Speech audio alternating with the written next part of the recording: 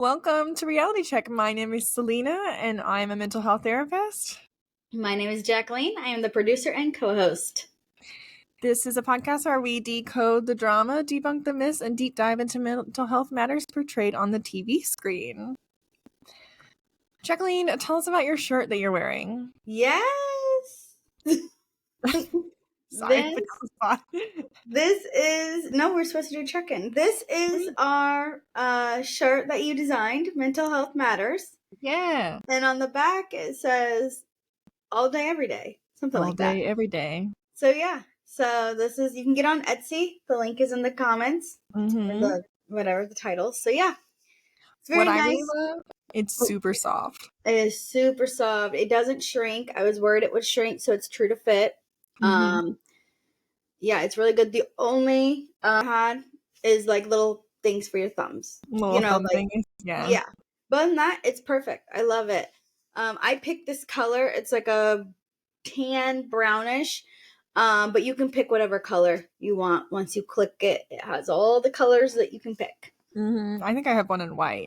I can't do white. I already got this dirty, and luckily I washed it. It comes right out. But white, yeah, it washes well. I also got mine dirty like the first day I wore it, but it does wash well, which I'm very impressed with. So yes, so yeah, there it is. How was your weekend? My weekend was friends and I went to a concert. That was lots of fun. Yeah, just hanging out. Funny story, we're trying to like eat more vegan foods, just to get like more vegetables. And also we watched this documentary and basically meat is disgusting. And then also too, they showed in the documentary when you cook with chicken, it basically just gets all over your house. Yes. Like that's really gross. Yeah. So just trying to integrate more vegetables in our lives, and we tried making this vegan broccoli soup. Ooh. Right? And it was made with a lot of potatoes, so it tastes like potato broccoli soup.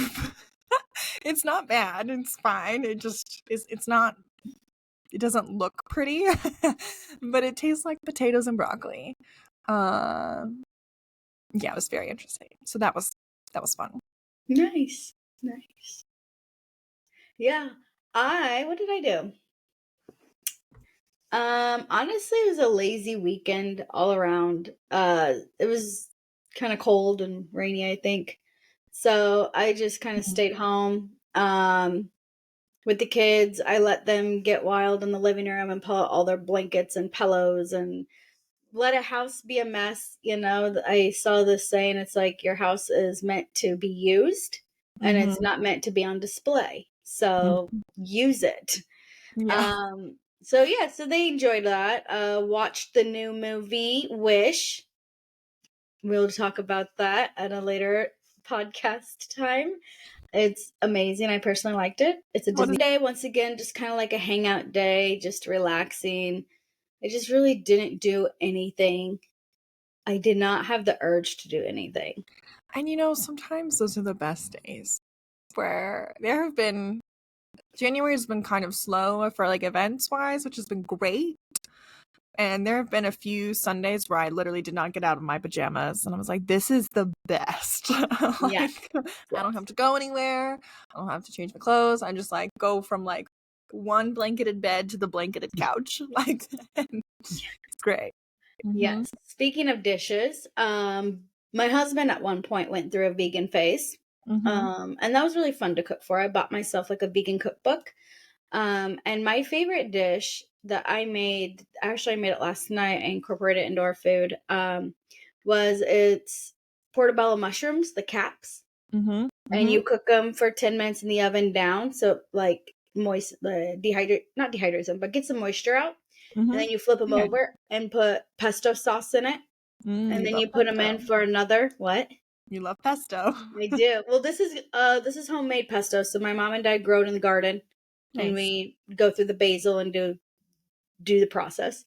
And then you take the pesto and you put it in the cups and you put it in the oven for another 10 minutes. Then you bring it out and you put like a block of cheese on it. It called for a specific kind. And then you eat it right up, and it was so good. Yum. Nice. Alrighty, let's dive into this. I do want to let everyone know before we get to going here, I am still relatively new at editing. So Oh. I apologize for the last episode on YouTube. There was a blank space, and I didn't delete all the blank spaces. So it was still fine to watch. It was just a blank black space for like 2 minutes. But We're growing. We're learning and we're growing and we're rolling with the punches. We're trying to find out our groove here. So yes. bear with us. Yes. So yeah. But no, this episode is a lot to debunk. There's a lot going on. There's a lot of characters. Major trigger warnings for this episode. One, there's lots of talk, threats of violence and acts of suicide. There's definitely alcoholism in that. So if those things are triggering for you, also lots of yelling. If those things are triggering you for you, don't watch this episode. Or if you really want to watch this episode, even this podcast might be a little bit triggering. Take it a little bit at a time. Pause it, come back to it, or just stop completely. Be mindful of your body and how you're feeling. Yes, it was triggering for me watching it. I didn't want to do the podcast. It was so triggering. Well, let's dive in. I'll do a quick. It's not going to be quick. It's going to be a deep synopsis, but it's going to be enough. It's going to be the gist of it. We open it up. This is season 2, episode 6 of The Bear. Fishes. It's the name of the episode. Say it again. Fishes. Fishes, yes. I thought you said delicious. I was like, say it again. Fishes. Yes. We get a flashback. We finally get to see what Mikey looked like. I've been dying to see what he looks like. We've seen him before. I have not. He's literally been in the first season. Mikey? Yes. He's been in other episodes. Really? What'd he do? Like little flashbacks. Like there's one episode where he was in the kitchen and him and Carmy were talking with, I think it was cousin. It was probably the back of them. Nope. Full face. This just didn't have short-term memory. It's not been like long scenes. Like this, he's in the whole episode. But no, he's definitely been in other episodes. Jacqueline just blocks out the episodes when she's done watching. Fun fact, I actually do that. The opening scene is Natalie, Mikey, and Carmy. Because Carmy comes out. That's what I was trying to remember. Okay. I was like, no, she wasn't in it. It's just her voice. So they're outside talking, and as you can tell, Richie's like, what's going on? Do I need to be in it? And they're like, no, it's just family shit. Like, go inside. Like, and he's like, oh, you can tell he's let down. But it pretty much goes on with yelling, a lot of crying. Gathering she was a cook at one point because she knows exactly how to turn temperatures on, exactly when to take them in and out of the oven. The kitchen is a complete mess. The timer has sauce all over it. Everything is just dirty. They're really coming down on Carmy, calling him a wimp, calling him a little crybaby and all this other stuff. And then at the end of it, they're forcing him to say the words, I love you. That must be very hard for all of them to say, minus Sugar, because she says it a lot. And then we hear Mom saying, I feel like no one's listening to me. I need the pan out of the oven. I need this, I need that. And Carmy is multitasking and doing other things while listening. And she's like, you're not listening to me. And I think it's because she likes it when someone looks at her. And so he stopped. He's like, yes, Mom, I understand. I'll do it. I've gotten the hint, or not the hint, but gathered that they're all kind of labeling Carmy weird. Everyone's kind of been like, yeah, he's just that. That's like, oh, he's that. Oh, he's that. And I just kind of summed it up as he's weird. Richie is expecting his first child. This is that flashback, the throwback here. And he goes to Uncle Cicero for a job. And you can tell he just is like, no, I don't really want to give you one, but whatever. But he's being real honest. I don't want to just be in a sandwich shop. I want to do more. I want more of my life. I want to make money for my family. You know, he's really trying to go on about his life. Carmy has a big heart-to-heart talk with Mikey about his plans for the beef and how he really wants to work and he really wants to be involved and he's ready to come back and just stay. And At first Mikey's like, no. And then he's like, you know what? Let's just play with the idea. And he's like, you're right. Okay. Just gives him that comforting thing of, yeah, okay, sure. Then they're all talking on the couch, and Richie kind of sees Mikey in the corner of his eyes walk. I don't know if he's walking outside or where he was going, but he was just kind of leaving. And Richie's face kind of gave that moment of, where's he going? What's he doing? Like I felt like he has to have his eye on him at all times. Once again, Donna is yelling again, and Natalie is doing her job as a daughter/mother, or daughter in this role, and taking care of her. And finally, Donna was like, "Just go grab this thing so I can just end it." And she's like, no need for that. And she grabs her face and just goes crazy, goes different. Yeah, she threatens to kill herself. Yes. Violently In front of everyone, just in front of Natalie. Yeah. So it pans over to Lee, who at the beginning I thought he was dead. He's not. I honestly don't know who Lee is. He's the uncle. Lee's another uncle. Okay. And Lee is really giving it to Mikey hard. Oh, let me guess. It's another story because it's all you can finish. You're not going to finish the restaurant. You're not finish this. Like your real life, you can't finish, but these stories you can finish that we've heard 8 million times. So you kind of see a glimpse of how they actually treated Mikey and how they felt Mikey was in the picture. When they all sit down for dinner because it's all there. The mom slaved away for days and it's all there. And actually real quick, God Love Pete walked in with some fish. They all got mad at him. Sugar ended up fishes. 8 fishes. Sugar ended up throwing it out, which was sad. But Carmy goes in to check on mom. Everyone's sitting down eating, and she's in there crying. And he's doing what he should do in this moment, comforting her, supporting her, making her feel better, telling her that everyone loves her, everyone needs her, just filling her empty glass of love. She comes to sit down, and before she sits down, Mikey and Lee get into it about a fork. Mikey likes to throw forks, and Lee was not about that. She sits down, mother sits down, and Steve, who's married to Michelle, gives a great speech about how all these dishes are needed and how they each represent us and how we just like to eat a lot, but we also like to talk and just take it in and thank you for having a spot at the table for him. And he looks forward to Thanksgiving with them and any type of family meal because it just warms his heart and he's very happy and appreciative. Well, that goes south real quick after mom starts crying again. And she just goes, I don't know if I can say the word manic. She just kind of goes off the deep end. And Natalie said the one wrong thing I guess no one wants to hear is, are you okay? And it pushed her over the edge. It pushed her. She's pushed. She's so pushed. She drove a car, or she went upstairs, what I thought was upstairs, but I guess she just went out of the room. And that's when Mikey threw the fork one last time, started out in a brawl, and the mom ended it with a car running through the house. And fun fact, the mom is Jamie Lee Curtis. I didn't know that. You didn't know that? She's good. All of the awards. Holy crap. She played that role so well. Yes. Ooh.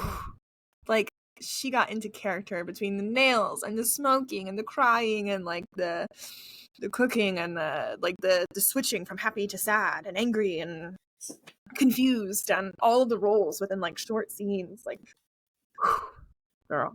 She did so good. And this might show my age, but I know her from Freaky Friday, Lindsay Lohan.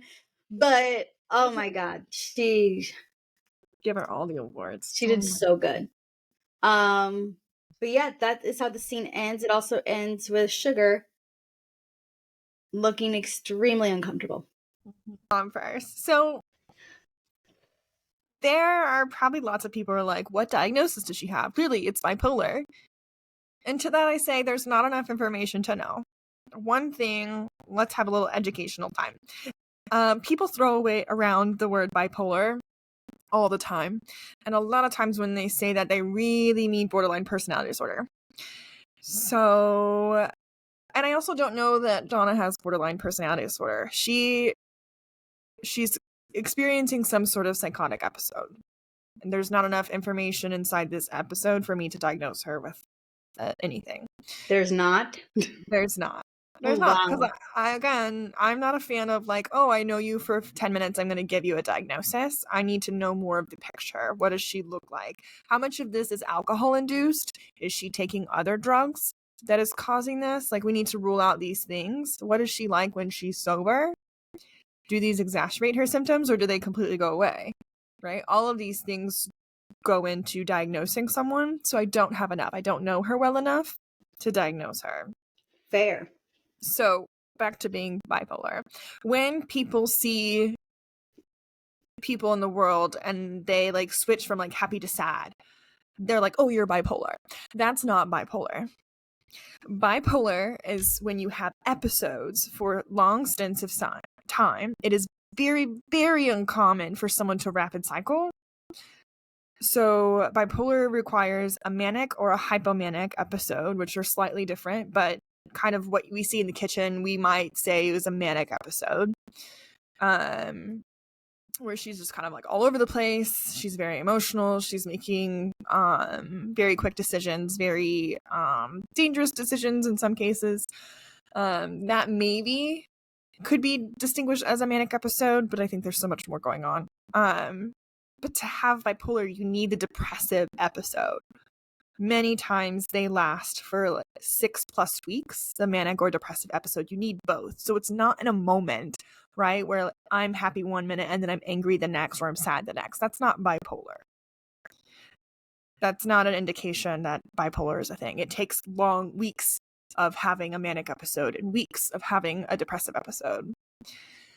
Borderline personality disorder, you might see someone cycle through emotions faster.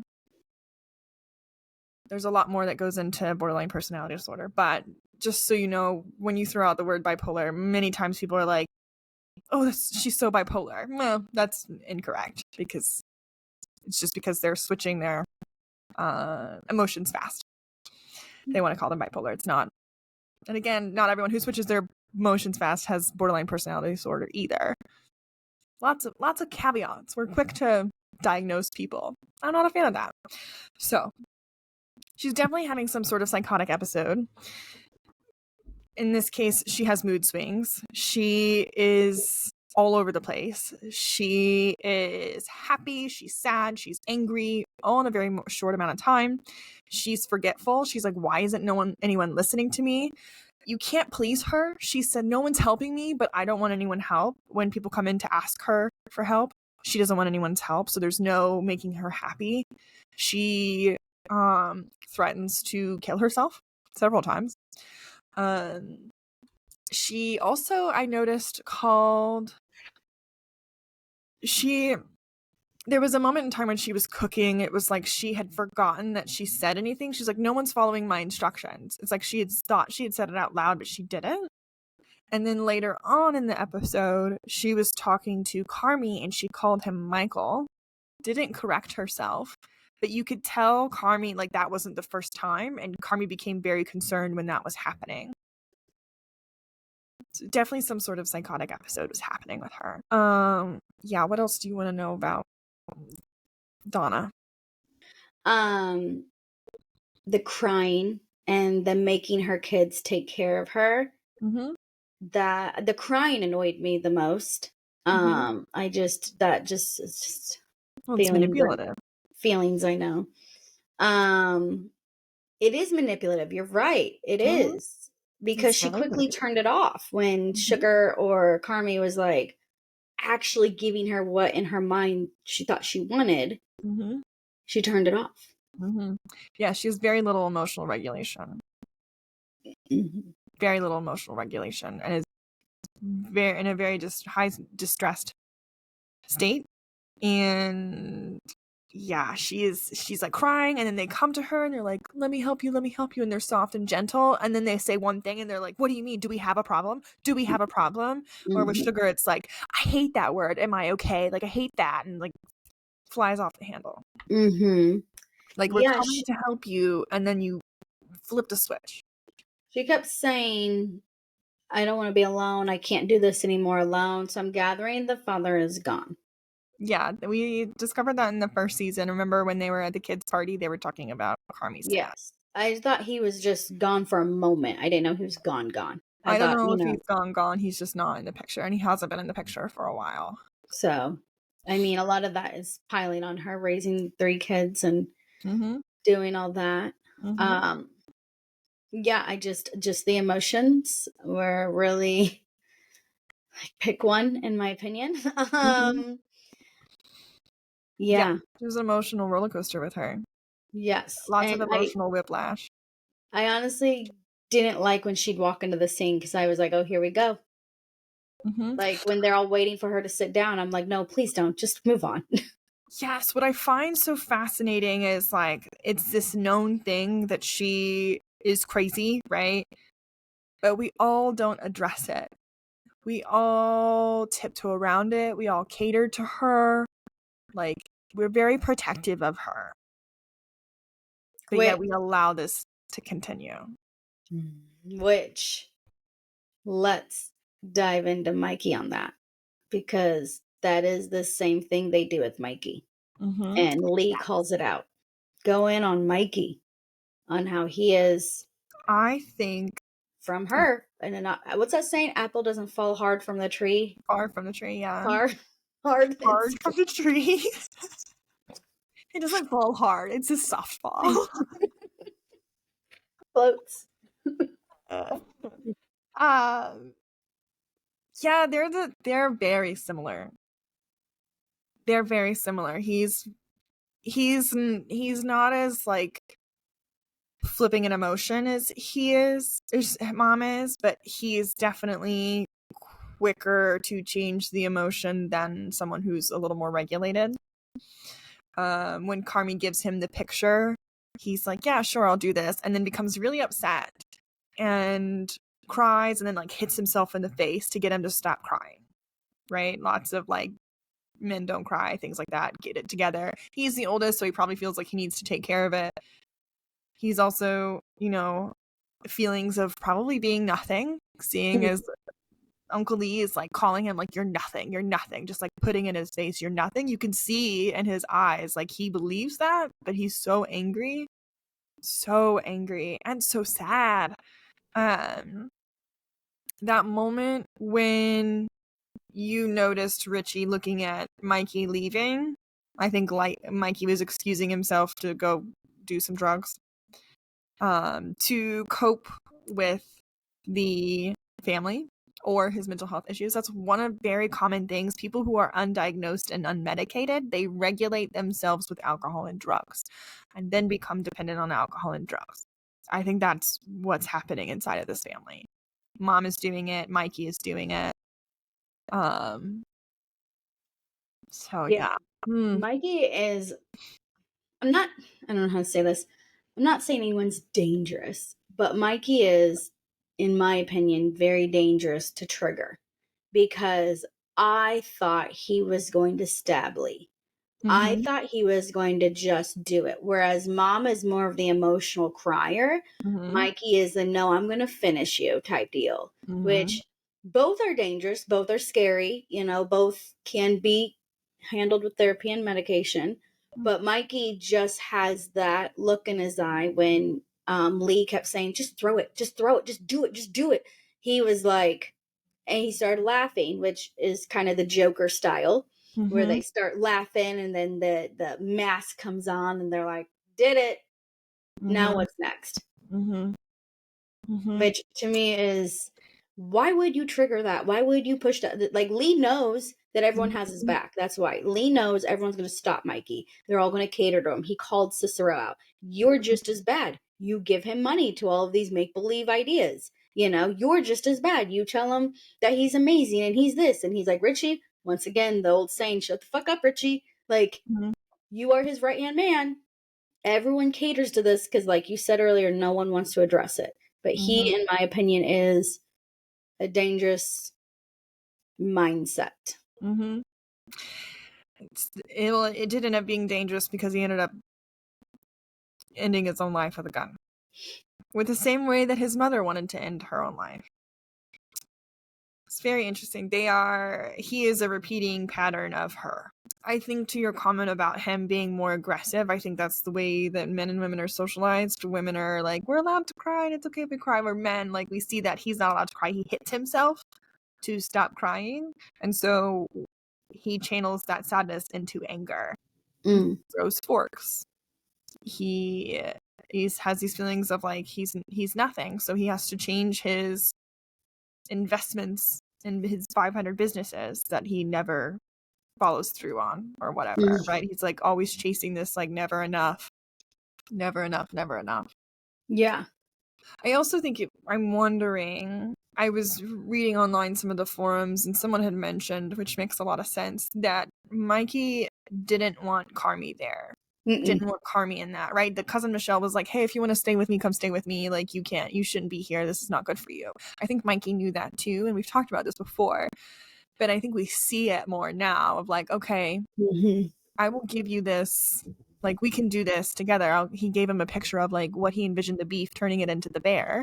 And then he decided to stash away the money for Carmy. I think that was for Carmy. Oh yeah, absolutely. It was all for Carmy. It was all for Carmy.